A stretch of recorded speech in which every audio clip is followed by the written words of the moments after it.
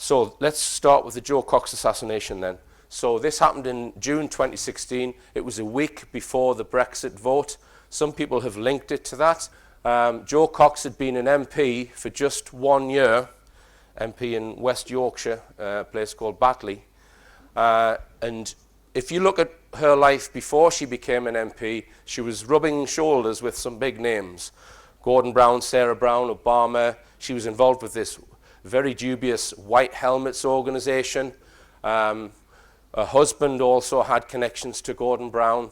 So she was bringing that experience from her pre-MP life into politics, into a political platform, right? And I think we must consider that when we consider this assassination.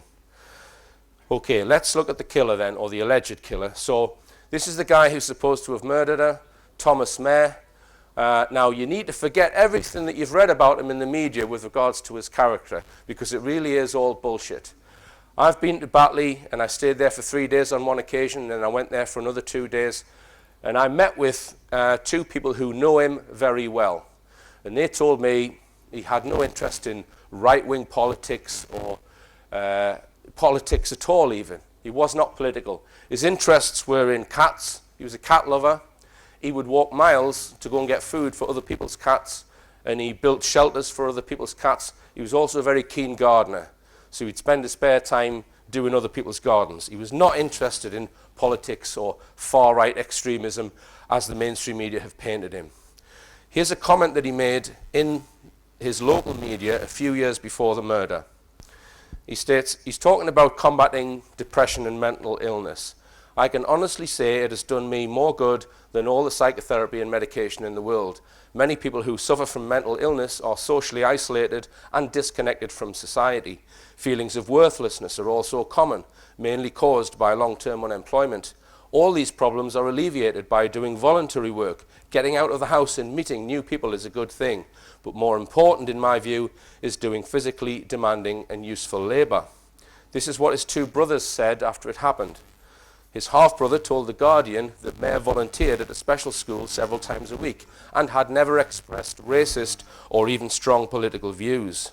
Another brother said, I am struggling to believe what has happened. My brother is not violent and is not all that political. I don't even know who he votes for. He has a history of mental illness, but he has had help. So if his own brothers don't even know what his politics are, then we can conclude that what the mainstream media have said about him is bollocks. Right, let's go through the official story, and then I'll come on to the anomalies so we can try and work out what actually happened. So this is the library in Birstall where Jo Cox was going to attend her surgery meeting, her constituency surgery. So she arrives in a car up this street. This is Market Street. And she parks about there outside the library. She's with 2 other women in the car, her assistants. The 3 of them get out the car, and as Jo Cox gets out and starts to walk onto the pavement, a man wearing a baseball cap comes from the north end of Market Street down, and then he shoots her in the head. She falls to the ground in between 2 parked cars. So she falls in front of her own car and behind a maroon-coloured car. He then stabs her several times, and then he reloads his gun and shoots her again. During that period, the man is, someone tries to defend Jo Cox, an elderly gentleman. He gets stabbed. The perpetrator then is alleged he must have crossed the road at some point because the CCTV shows him fleeing south down Market Street, and he's alleged to have gone down this street, which is Union Street, up Huddersfield Road, up Brookroyd Lane, and then he's disappeared into a council estate. And he's not arrested until he's a further mile away, right? And they don't have visibility of him during that mile, right? We need to stress that. But I'll come on to his journey after he's committed the alleged offence in a moment. So that's what's supposed to have happened. Now, some people have asked the question, was Jo Cox even murdered? And the reasons why they've suggested this are several. And I'm just going to go through, so I'm going to deal with this question first before I go on to the anomalies. So reasons which have created doubt. Firstly, there's a lack of blood at the scene. So people have referred to images like this one. So this is the maroon car in front of Jo Cox's car. This is Jo Cox's car. So where she's died is in between. So there's no blood on the pavement. And the early reports did say that that the attack was near the library or just outside the library. So the trial revealed that that wasn't the case. So it's interesting that the media got a completely wrong story up front, right? She's hardly left the car when she's been murdered, so she didn't get a chance to get on this path. So here's a helicopter shot of the maroon car and Jo Cox's car. That looks like blood to me. Okay, so I don't think we can say there's no blood. She was in the road for over an hour being held by another woman, yet no images of the body have been shown at the scene, which is unusual, but because this is a political assassination, I think it's possible that the mainstream media were denoticed about this, not to show any images of the body. And I don't think that the people at that library were perhaps the kind of people that would come out and start taking close-up photographs of a dying woman, right? And she was kind of screened by two parked cars. She was a fairly small woman. So I don't think it's surprising that there's no photographs of her while she was there. The jury were not shown any images of her body. Apparently they were shown a computer picture, computer-generated image showing the points on her body where the injury were, which is very unusual. And I have sympathy with those who were saying, well, there's no body, there can't be a murder, right? But I think we also need to consider that maybe they're doing this in order to try and promote a false conspiracy. Lack of grief of the family. I commented on this at the time. Now, Jo Cox had worked all over the world, and she was very ambitious. She was a Cambridge graduate, and her sister was actually quoted as saying that Jo Cox had suffered from loneliness. So I think that Jo Cox, due to her sort of determined lifestyle, that she was such a career woman, that she may have been a little bit disconnected from her close family. So that might explain the lack of grief. Nick Colostrom has pointed out that he thinks the death certificate is fake. It might be, but at the end of the day, it's just a piece of paper. It's not evidence from the scene. It may be being used to create a false conspiracy.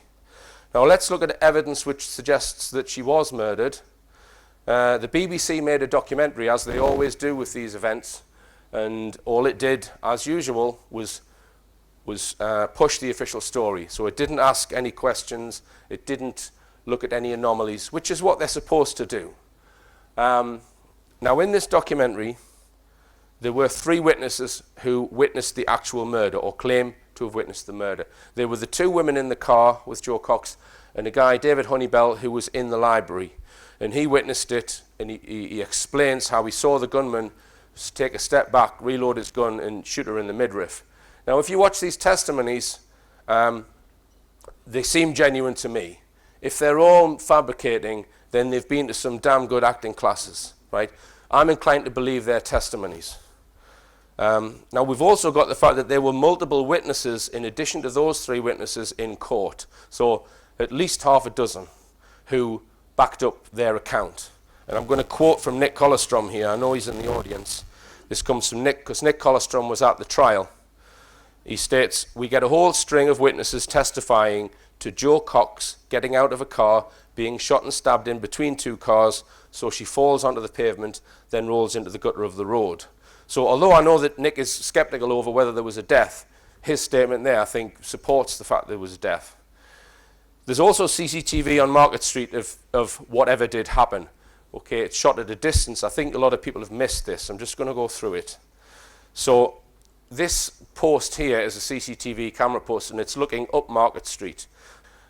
The clip I'm going to show you is the car arriving up Market Street, right? So, as usual, the police have shown a little bit and then left out the most important bit when they've released it. So we see here the time is 12:51. 12:51, her car arrives. It's then cut, and then a couple of minutes later, well, just under 3 minutes later, this is meant to be the perpetrator walking away after he's killed her outside the library. So I'll just play it a little bit. So he's wearing a white baseball cap, he's carrying a black holdall, supposedly with the gun in it, right? Now, one thing I didn't realize straight away is that you can actually see Jo Cox's car in this clip. That's it there. And in front of it is the maroon car. So we can zoom in on there and replay this video. Let me just play it again. So he's the perpetrator. So that's her car there. And you can see there's something going on in between the 2 cars. So I'm going to zoom in on that area and play it. Now you see the perpetrator alleged perpetrator. This is him here. So he actually turns around and looks at the car, and there's somebody in white or in light clothing. That's Cox's car, the car in front here. And you see commotion going on. So the perpetrator turns around and looks. Something's going on the ground. There's people gathered here. This car comes past, then someone runs across the road. There's someone hanging around here as well. I think that might be Darren Playford. I'm not sure, though. I'll come on to him. Someone runs across the road, and then someone runs up towards the library. So something's going on there. There's some real commotion going on at the place where they've said she's murdered. So I'm inclined to believe that she was murdered based on that evidence, although I do have some sympathy with those who were questioning it. So we come on to the question, was Thomas Mayer the actual killer? Please note, Thomas Mayer was not identified at the murder scene. So out of all those witnesses, nobody knew him. All they knew was a man with a baseball cap with a goatee beard. Note also that none of the CCTV images demonstrate that the man is Thomas Mayer. The two people I've met who know him well, by the way, so speak to him on a regular basis close up. I've showed them all of the images, the CCTV that the police have released, and they say that some of the CCTV is definitely not him. That's the CCTV in W.H. Smith's. And they say the rest of the CCTV, it might be him, but it could be easily somebody else. Right? So none of the CCTV images demonstrate that it's him, mainly because he's wearing this baseball cap, which is obscuring his face. Now at the trial, when the trial finished, I communicated with Nick Colostrom, and he was expressing doubt over whether the killer or whether the man in the dock was the real Thomas Mayer. Sounds quite profound, but apparently he just kept his head down, and he doesn't speak throughout the entire trial apart from once to confirm his name. And Nick was saying, well, I'm not convinced it's him. He didn't answer any questions, etc. Now, when I got to Birstall, this is the thing I wanted to resolve first off, the identity of the alleged killer. So I got all of these. These are all photographs of the real Thomas Mayer taken at different points in his life. So you'll see he's got quite a prominent mole on his right cheek. You see it in some of these images. He's got fairly prominent front teeth. So I showed these images to these two friends of his, and I also showed some of the official images from the trial. Now, after the trial, mainstream media, they put out this very close-up image of Thomas Mayer, which I thought was a bit odd. They wouldn't normally do that. And I was saying, well, is this a need to persuade? Do they need to persuade people that this was the killer? They also put these images out, right? So when I met these two people who know him, I showed them this image, and they both said, yep, that is Tommy Mayer. I then showed them these two images, and they said, yes, that is Tommy Mayer. I then showed them this image, which is the perpetrator being interviewed by the police in the BBC documentary, and they both said, that's not him. One of them said, the eyebrows are far too thick. Now, in the BBC documentary, when they showed this image, they also showed this image shortly after it. And both these people who know him, they also said, that's not Tommy Mayer. Now, to me, it just looks like the same person, because I don't know him, right? It looks similar enough to be the same person. But this is two people who know him very well as saying that that wasn't Tommy Mayer, and that wasn't Tommy Mayer. So here's a close-up from that police interview, and I can't make out the mole on his right cheek in the interview. I'm going to show you a clip from it now.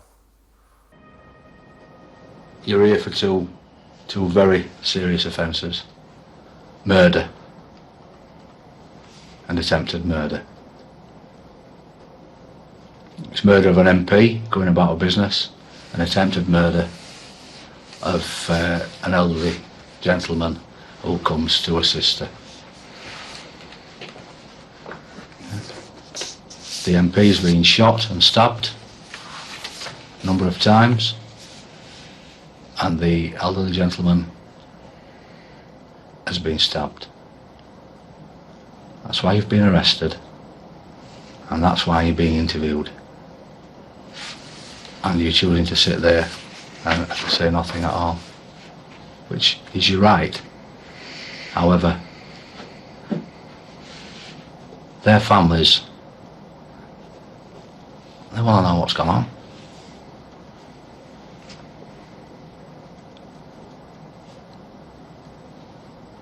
Are you prepared to give them anything as to why? That's what we're thinking, why?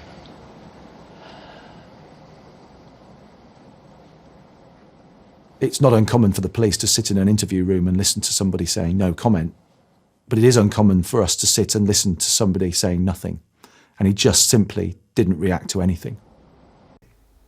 Think about that, folks, because if you're being interviewed by the police, right, and you don't want to answer a question, your brief will say, just say no comment, so you can move on to the next question. But he didn't even say no comment. What that means is his voice is not recorded on the police equipment. Now, why might he want to do that? Because if it's not the real Thomas Mair, he's going to have a totally different voice, isn't he? Right? So to me, that's a second piece of evidence which suggests that perhaps wasn't the real Tommy Mair, although I wouldn't be able to tell the difference, but I don't know the guy. Two people who know him say it wasn't him. So reasons why it's been suggested that a double may have been used, so not just in the police interview, at the trial as well. Firstly, the two people who knew him well say the man in the police interview is not Mair. During the police interview, the suspect did not speak at all. During the trial, the accused only spoke once to confirm his name. Now, you might be sitting thinking, no, he shouted out, "My name is death to traitors." That was at the magistrate's hearing. I'm not sure whether there was any public there, right? But at the trial, he just spoke very briefly to confirm his name, then kept his mouth shut, hiding those two front teeth.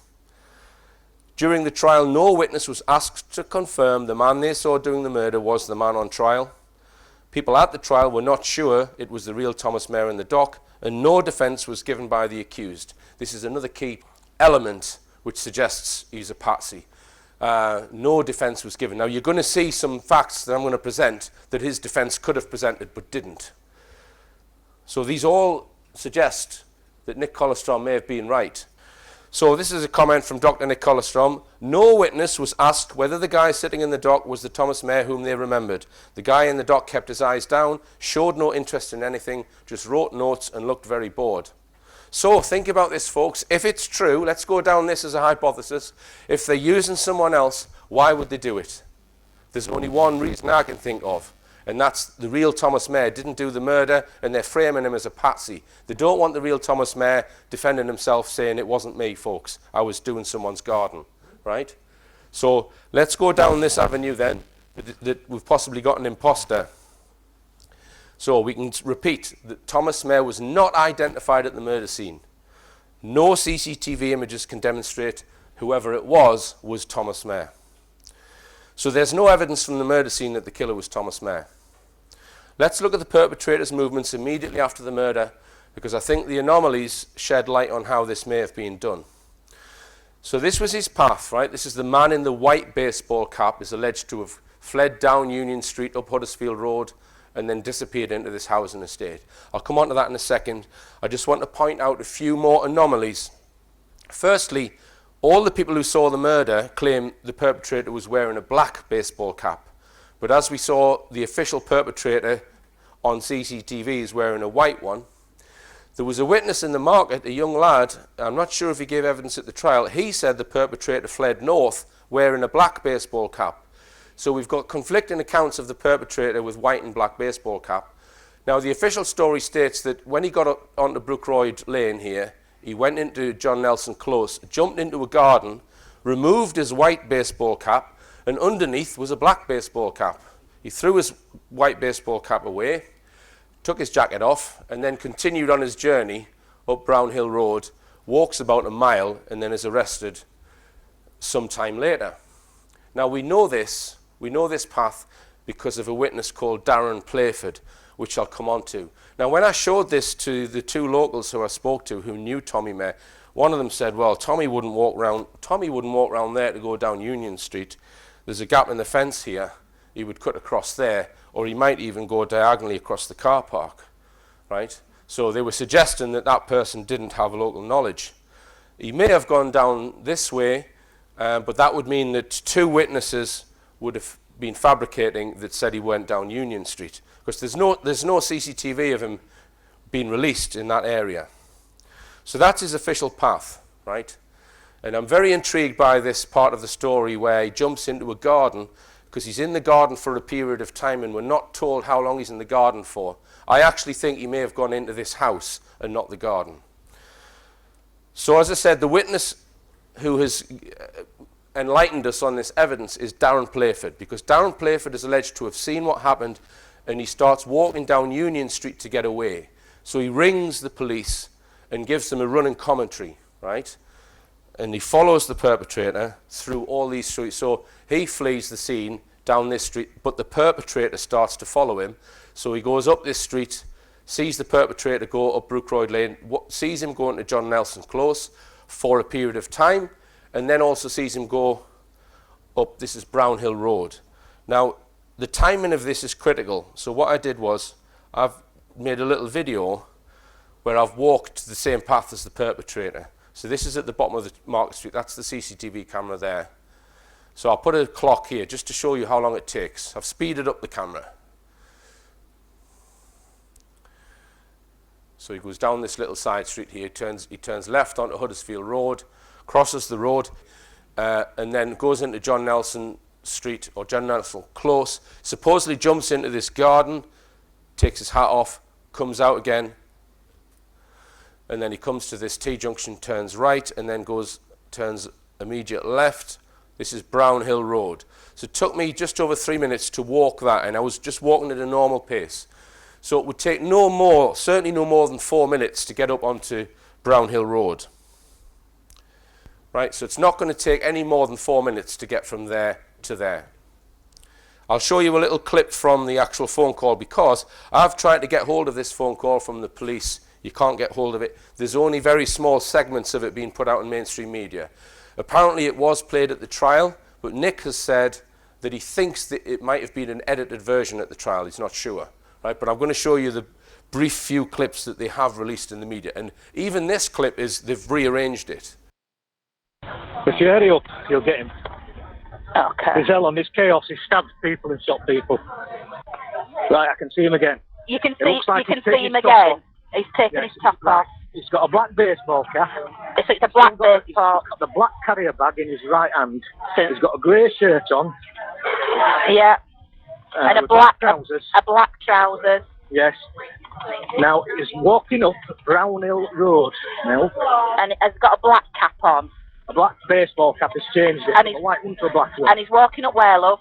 Brownhill Road. If they get a police car at Brownhill Road, which is off Brookroyd Lane, you get a police car at the top of there and one at the bottom, you'll catch him. Okay. Right, now this article states how time stood still as cool 999 call handler helped police track down killer of MP Jo Cox. The 20-minute conversation which helped corner a killer. How can that conversation be 20 minutes? It takes 4 minutes to walk from there to there. It is suggesting that the man spent 16 minutes in this garden. Now, if he spent 16 minutes in that garden, surely the police would have been on the scene by then and arrested him. So my feeling is he may have gone into the house. I have discovered there's a Freemason connection with that house, right? So I think this may have been a safe house, right? I've also got a theory on Darren Playford. It's just a theory. I don't know this is a fact, but maybe he was some sort of controlled witness. So I felt it very important to speak to Darren Playford. So I found out where he lived. I then went to knock on his door. Stepson answers the door. He's not here. He's at work. So I then telephoned him. His van was actually parked on Market Street, right? So when I was at his house, he's got the phone number of his plumbing business on his van. So I rang him up. I said, I'm researching the Jo Cox case. Would you speak to me? All I want to know is what happened. What did you actually see? What really happened? Because he wasn't cross-examined in court because there was no defense put. They just played his phone call. And he said, no, I don't want to talk about it. Right, so he declined. So I waited a few weeks and then I wrote him a letter. And in the letter I asked him, well, could you just answer these few questions? I put a separate piece of paper in for him to answer the questions with a stamped addressed envelope. And I asked him, well, can you recall how long the phone call was? I mean, if it's still on his phone, he would still have it there.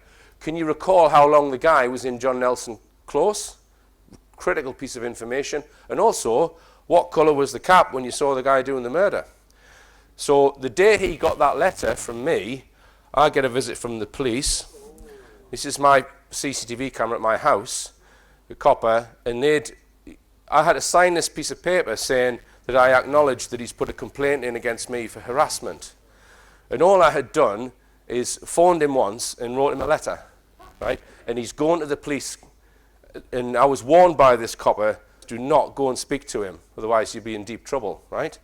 So, my opinion, that's an overreaction, right? So, suggests I've hit a nerve asking questions about the timing of this. How long was he in the garden? Now, let's look at where the alleged perpetrator went after Brownhill Road.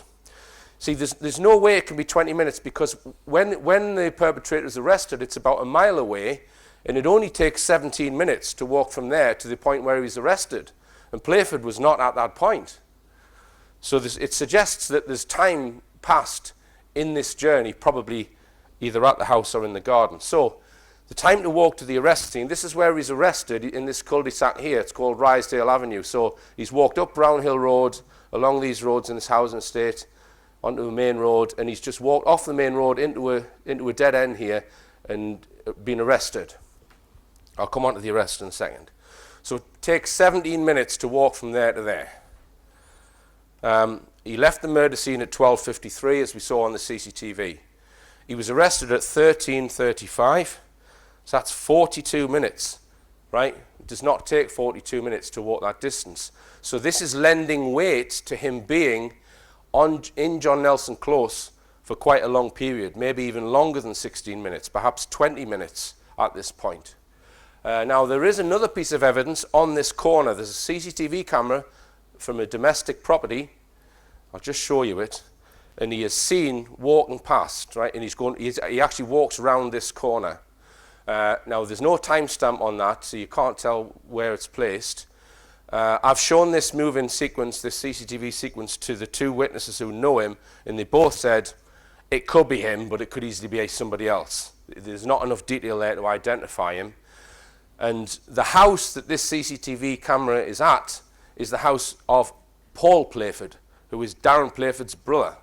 It's the brother of the man who complained against me for harassment. But it's probably just a coincidence. Right, so he then walks into Rysdale Avenue. This is a cul-de-sac here. He walks in, and there's a cop car following him. The two police get out about here. They shout at him, he turns around, opens his arms out, and then they run at him and they rugby tackle him to the ground and they smash his head off the floor. And they then go back to the car and get first aid. They start bandaging him up. And then at that point, there's 3 armed response vehicles arrive with guys with guns and a couple of unmarked police cars as well. Now, this is filmed by someone who lives in this house here. And the guy who filmed it, I have interviewed him, and I have also interviewed his wife. They saw whoever it was with the grey shirt on walking into their street, and the wife commented to her husband, he's sitting watching the football. She said, oh, I've never seen him before, because it's cul-de-sac, you see. She didn't understand why someone she didn't recognize was walking it. And then she says, oh, there's a police car following him. So the two of them started watching, and when the police took him to the ground, the guy starts filming on his mobile phone. Now, ITV bought the rights to that for £1,000 off them, and then it appeared on the 6 o'clock news, but they didn't show all of it. So I know what happened because I've interviewed this couple, and by the way, this couple did not give evidence at the trial. His defense team should have been all over this couple, right, who saw the arrest. Now, and I do suspect this is the real Tommy Mayer who was arrested. His mother is alleged to have seen this and commented that it was him. There's another reason why I think it was him, which I'll come on to in a second, right? So this is the police car that arrived first. There's a couple of unmarked cars coming in as well. Now, you would imagine that if this guy is the perpetrator who's just killed Jo Cox, that he would have the gun on him and the weapons on him. There would be forensic evidence to say he was the killer. At the trial, both the arresting officers testified that the man did not have a knife in his possession. One of them testified that he did not touch the firearm in the bag, but just felt it was there. So neither of these officers have seen a gun or seen a knife. The two witnesses who I've interviewed who watched them arresting him also say there were no guns or knives, or they didn't see any guns or knives. And the witness who filmed the arrest videos told me that he did not see knives or weapons, and the police put a tent over the bag. So the bag was there in the road. Sometime later, another unit came and they put a little tent over the bag. So this comes from Dr. Nick Collestrom's trial report. He says, a senior crime scene investigator arrived at the scene at 14:50. That's an hour and a quarter after the arrest. As he could not be present at the trial, his testimony was read out, together with videos shown. He saw a black baseball cap on the ground, plus a knife sheath and a dagger. In addition, there was a long gold-type object, which when unscrewed contained a knife. We were shown pictures. He found a black wallet on the ground with cards and cash. We were shown the name of Thomas Mayer on his library card. A Tesco's carrier bag was there, containing a pro-Brexit leaflet. We were shown 2 sets of keys also on the pavement next to the coins. The investigator took 118 photographs. The gun was partially visible, peeping out of the bag. So Nick then adds, at this point, I suggest the judge should have dismissed the case. The 2 police who arrested him clearly testified that Thomas Mayer had no knife. Then an hour later, a dagger appears on the scene of arrest. In fact, 2 of them, together with an absurdly large list of other clues. So we can say there was no evidence from the arrest that the man arrested was the killer, and we can say there is no evidence that the man arrested was the man on Market Street. Okay, now let's look at this arrest video then, because there's something very intriguing that I want to show you. So there's just the one cop car there at the moment. As I say, they've rugby tackled him to the ground and they're bandaging him up now. This is the car that they've jumped out of. I'll come on to the actual arrest sequence in a second. So the other vehicles start arriving, and one of the armed response guys, he actually came, and this is the bit I think they've cut out, he came up to the guy who was filming this with his mobile phone and told him to switch his phone off 3 times, and he's got a big gun